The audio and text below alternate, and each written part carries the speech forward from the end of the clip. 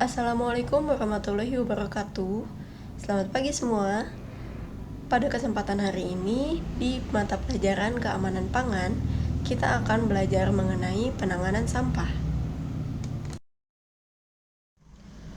Oke, berikut ini Ibu tampilkan kompetensi dasar serta tujuan dari materi yang akan kita pelajari hari ini.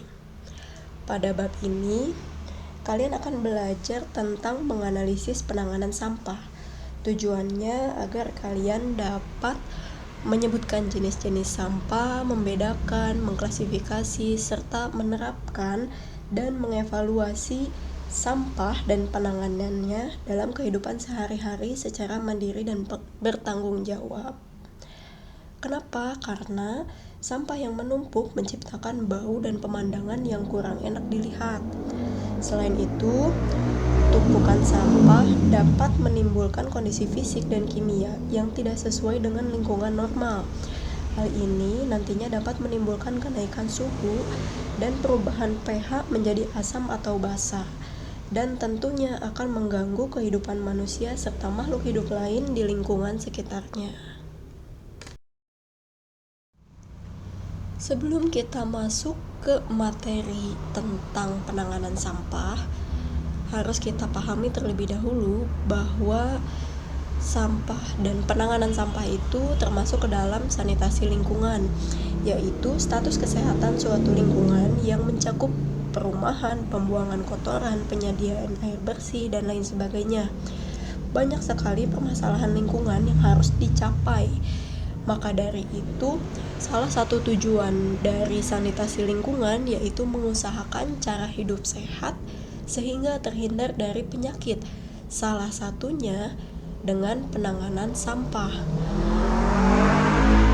Sampah itu apa? Nah, sampah adalah segala sesuatu yang tidak terpakai lagi dan harus dibuang, serta perlu dikelola karena dapat menimbulkan penyakit. Maka dari itu, kita harus mempelajari bagaimana penanganan sampah yang baik agar tidak mencemari lingkungan. Berikut ini beberapa akibat penanganan sampah yang tidak baik dan tidak tepat, yaitu dapat menyebabkan pencemaran pada udara akibat proses penguraian sampah, terutama menimbulkan bau yang tidak sedap. Nah, selanjutnya, tumpukan sampah yang menggunung nantinya akan menimbulkan kondisi fisik dan kimia yang tidak sesuai dengan kondisi lingkungan normal, yaitu seperti telah dibahas tadi bahwa akan menimbulkan kenaikan suhu dan perubahan pH menjadi asam atau basa. Yang ketiga, kadar oksigen di area pembuangan sampah menjadi berkurang. Hal ini disebabkan oleh proses penguraian sampah menjadi senyawa lain yang memerlukan oksigen yang diambil dari udara sekitarnya. Selain itu, dalam proses penguraian sampah juga dihasilkan gas-gas yang dapat membahayakan kesehatan berupa gas yang beracun dan dapat mematikan.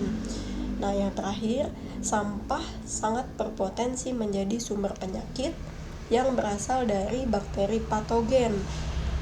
Bakteri patogen adalah bakteri yang dapat menimbulkan penyakit yang berasal dari sampah itu sendiri, serta bisa juga ditularkan oleh binatang-binatang yang muncul akibat adanya tumpukan sampah. Contohnya lalat, tikus, dan binatang lainnya yang senang tinggal di area tumpukan sampah.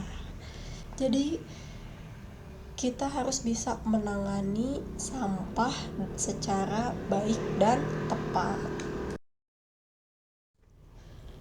Oke, berdasarkan jenisnya, sampah dibedakan menjadi 3, yaitu yang pertama menurut sifat kimianya, yang kedua menurut bentuknya, dan yang ketiga menurut sumbernya.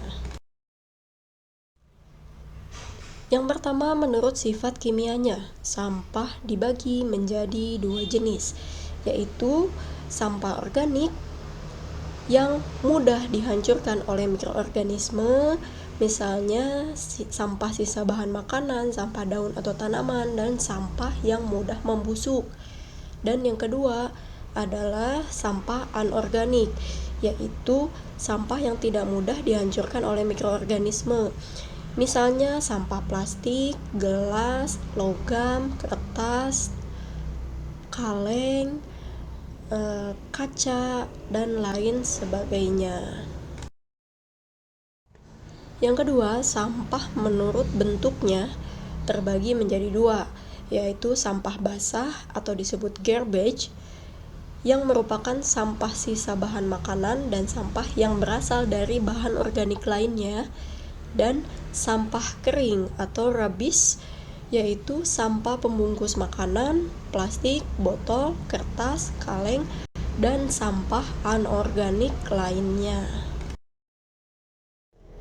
Kemudian sampah menurut sumbernya terbagi menjadi 4. Yang pertama ada sampah industri, yaitu biasanya berupa limbah cair, gas, dan padat yang berasal dari proyek industri.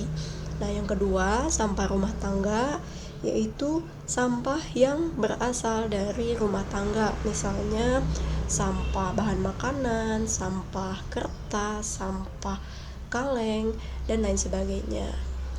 Yang ketiga, sampah alam, yaitu sampah yang berasal dari alam, misalnya tumbuh-tumbuhan yang sudah mati, atau daun yang kering, atau kayu yang sudah lapuk, dan lain sebagainya.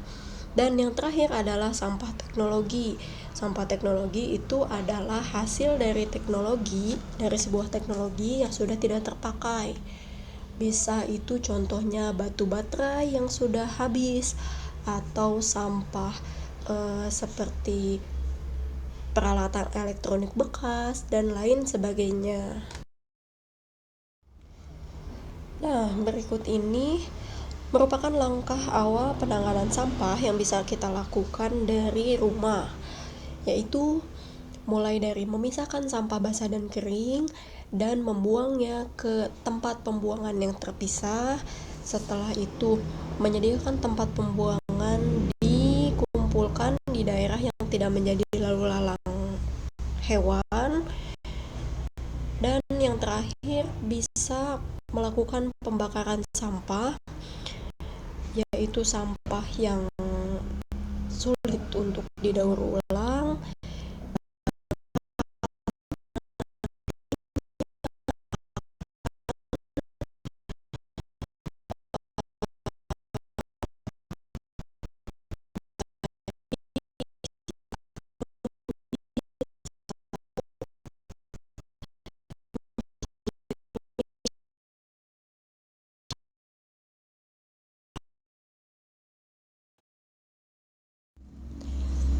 Nah, berikut ini ada beberapa cara yang bisa dilakukan dalam penanganan akhir sampah. Yang pertama ada open dumping, yaitu membuang sampah di tempat terbuka yang biasanya telah disediakan oleh pemerintah. Contohnya di tempat pembuangan akhir atau TPA. Yang kedua ada hook feeding, yaitu penanganan sampah organik khususnya dengan memanfaatkannya sebagai pakan ternak atau makanan hewan. Yang ketiga ada sanitary landfill, yaitu penanganan sampah dengan cara membuang sampah di tanah yang rendah dan menutup permukaan hingga lapisan tanah dengan lapisan tanah, atau disebut dengan mengubur, atau disebut dengan melapisi tanah dengan sampah. Nah, biasanya dilakukan di tanah yang rendah, kemudian dibuanglah sampahnya, diratakan, ditumpuk dengan tanah, kemudian sampah lagi, tanah lagi, sampai mencapai ketinggian yang diharapkan. Nah, yang keempat itu ada garbage incineration, yaitu pembakaran sampah anorganik dengan ruang khusus pembakaran sampah dengan suhu yang tinggi, yaitu 700 sampai 1000 derajat Celcius. Selanjutnya ada recycling atau mendaur ulang sampah anorganik, biasanya menjadikan sampah menjadi suatu produk baru yang bisa digunakan. Selanjutnya ada composting, yaitu menangani sampah organik dengan memanfaatkannya menjadi pupuk. Dan yang terakhir ada biogas, yaitu penanganan sampah menjadi biogas.